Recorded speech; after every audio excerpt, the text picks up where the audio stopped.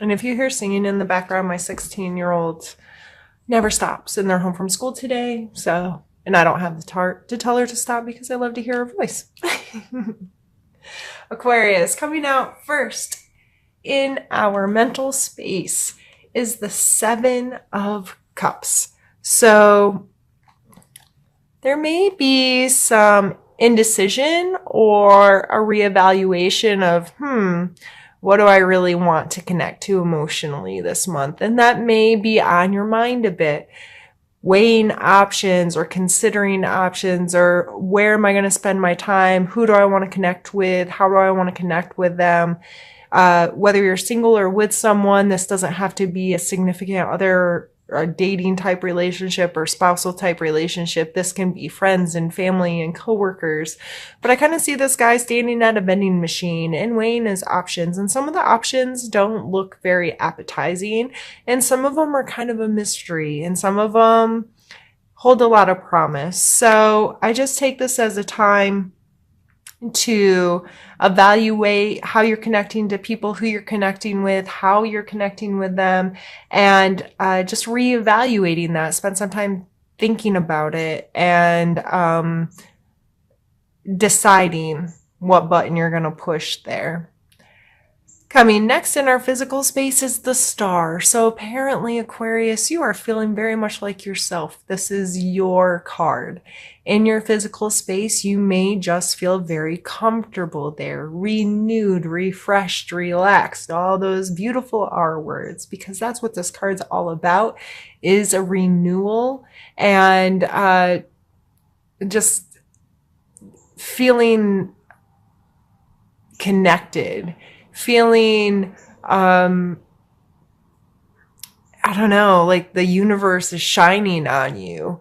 And that's a really beautiful energy. I love this card, and I love you, Aquarius. People, I have a child who's an Aquarius who is a lot of fun, and she is spunky and smart and a little feisty, and her personality is refreshing. So every time I see this card, it kind of just, it squeezes my heart a little bit, because I see my baby and all of the amazing attributes associated with this card as part of her personality.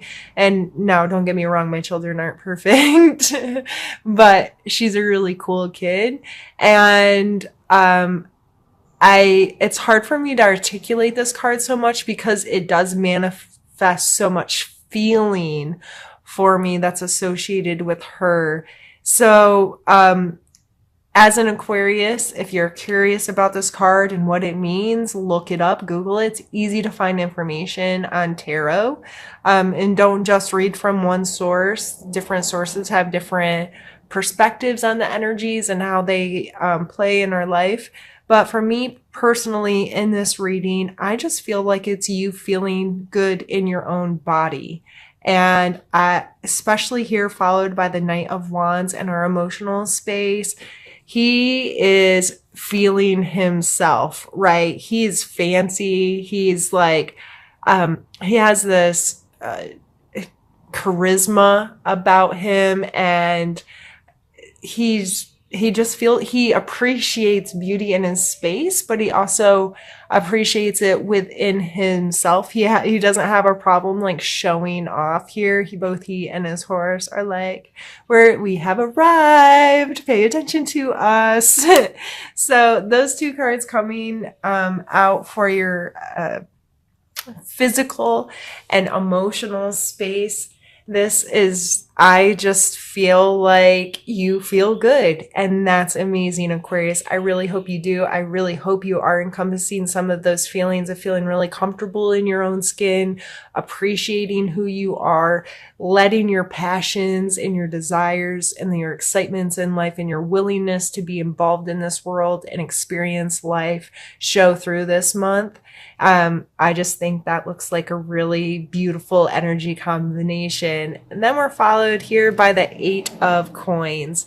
And this is coming in our spiritual space. And this guy's obviously put in some diligent work. He's doing the same thing over and over again. He's creating something. He's putting in time. He's mastering his craft. This card can speak of monotony a little bit. So you may feel like you might feel a little bored in some of your spiritual practices or connections in life. So you might want to mix it up a little bit, but that's not telling you to stop working altogether. It's just take the skills you've learned and maybe see, hey, I'm going to try to approach this in a different way, or add some creativity into how I'm doing this, or just try something new. I'm going to still put in work to connect to myself and connect to my spirituality, but maybe I need to just mix it up a little bit. And I think this does show homage to work that you've been putting in, whether it's a practice in your life, attending some kind of group meeting or event or services that help you feel connected and help you feel like you're making progress. You know, like this is a lot of work. I would feel good about that, appreciate that about yourself. But if you are feeling a little like, this is getting old, that doesn't mean stop. That just mean you need a shift in perspective, or a shift in how you approach that aspect of yourself. All right, Aquarius, we're going to pause there and we're going to move on to the second part of our reading. I find it interesting that the sun came out for a challenge with a star as your physical space. A challenge, the sun card can be one of feeling very joyful, feeling very connected, feeling, like you're part of the earth, and that sunshine is fueling you. This may be that you just simply need to get outside and let the sunshine stand on you, let your feet touch the earth. That nourishing and healing that can happen in the sunshine. Yeah, I really feel like I'm taking this in a much more physical context rather than emotional for some reason. And that's really all I can think about is putting your feet on some dirt or some sand or some whatever is in your space of the world, and looking up at the sky and paying attention to the outside world. Some of us get really consumed by our homes and our jobs and our families and our stuff and all of them. We lose touch with the world and how big and vast and amazing it all is and how it all works. So maybe taking the opportunity to disconnect a little bit and be in nature, or just simply breathe some fresh air, go for a walk. Anything where you can connect in your physical body this month may really play a role. I would just take that opportunity if it's given to you this month and see how that makes you feel. We have the Death card and the 8 of Coins again for the second time. They're just depicted differently from the different artists, but they're the same card again. He's put in the work, and his are displayed a bit differently, but he's there doing it. And the Death card here, coming out as a strength, is the ability to allow things to end. The understanding that things have this cyclical nature, and when one thing comes to its completion, that allows room for energy to evolve into something else. And I believe, Aquarius, from what I know of a lot of you personally, that you are able to do that. You're not necessarily prone to holding large grudges or carrying around things from the past. A lot of you do seem to possess a strength of being able to move on from things in a healthy way without getting too beat down. I'm not saying that you don't hurt and suffer and whatnot like the rest of us. I'm saying that you do possess a strength of being able to understand that energy, and a lot of you, your personalities are capable of letting things end. And so, but it's coming here with this 8, and to me, this may be speaking about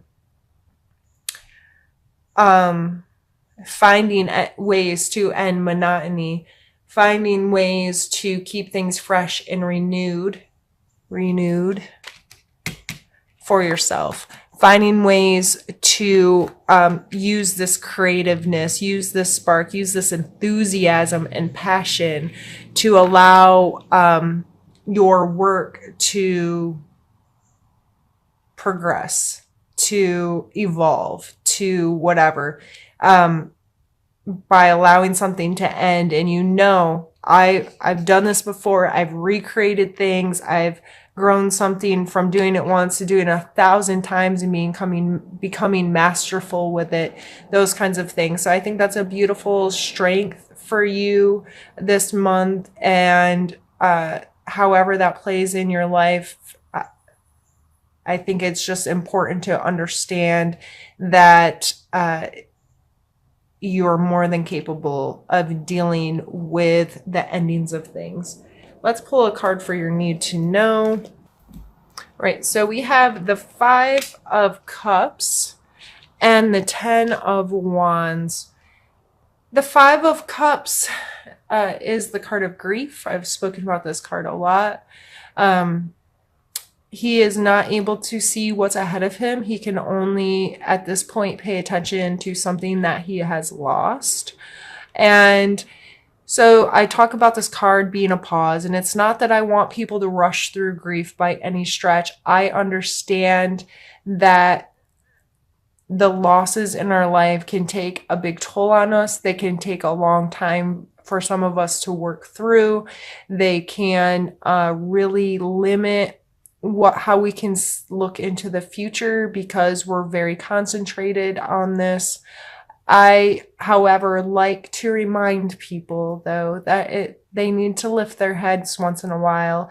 And regardless of how much grief and how much this hurts and how much you're focused on it, that it's important to not just get stuck there. And you can still respect your grief and allow time for yourself to appreciate that there's more to come, appreciate that there's other opportunities ahead of you, and to not just don't be stuck there.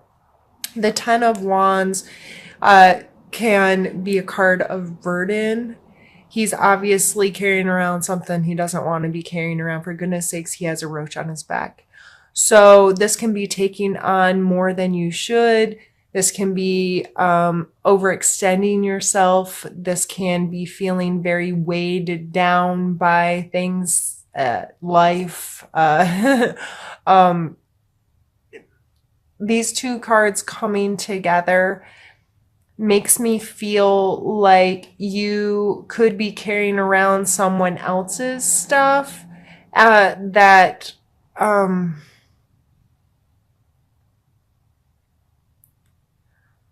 you may be carrying someone who's stuck there. Picking up the slack, if you will. And I don't say that in a negative way. Sometimes we have to really put in a lot of work for the people that we love and care about. When, in marriages and relationships, there's times where one of you is strong and one of you is not. And there are times that you will pick up the slack for them so they can have their time to heal, or they can have their time to do whatever they need to do.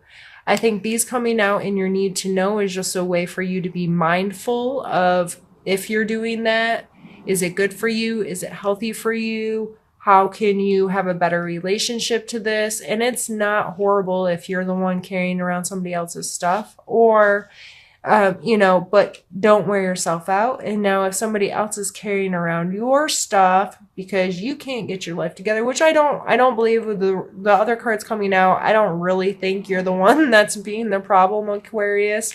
But if you're putting your stuff on other people so you can stay stuck there, you may need to have some honest conversations with yourself and help yourself,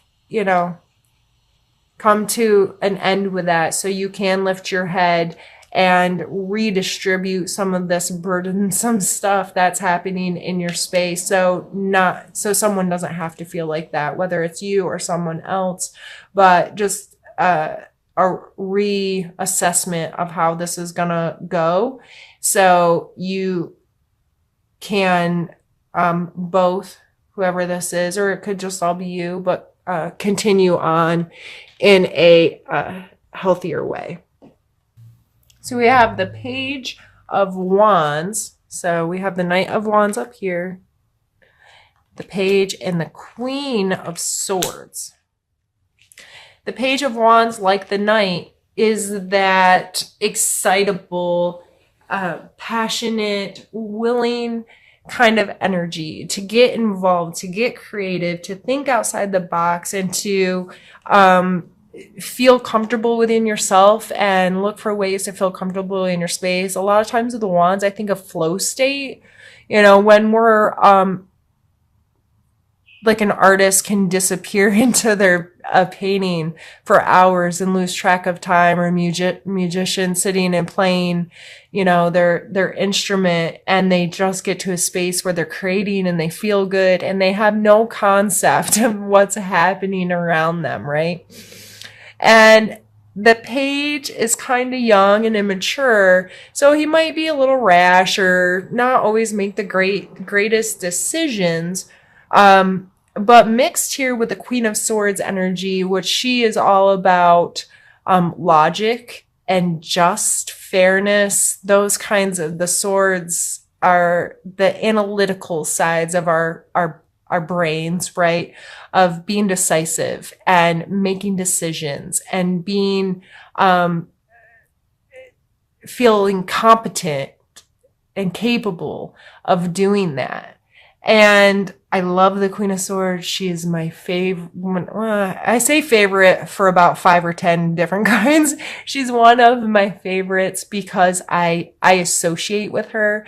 I sometimes think of her as someone who's brutally honest to a fault. That friend that will hold no punches, tell you exactly what they think, are going to call you on your BS and be really straightforward, but they have good intentions.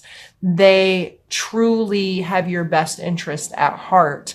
So they're willing for you to not like what they say, in order for you to hear what you need to hear. You know what I mean? So these kinds of energies coming together are very powerful. There's this willingness to create, but also has this logic side of, I'm going to make good choices and I'm going to approach this in a way that has people's best interest in heart, but I'm also going to be fun and carefree and excited about it.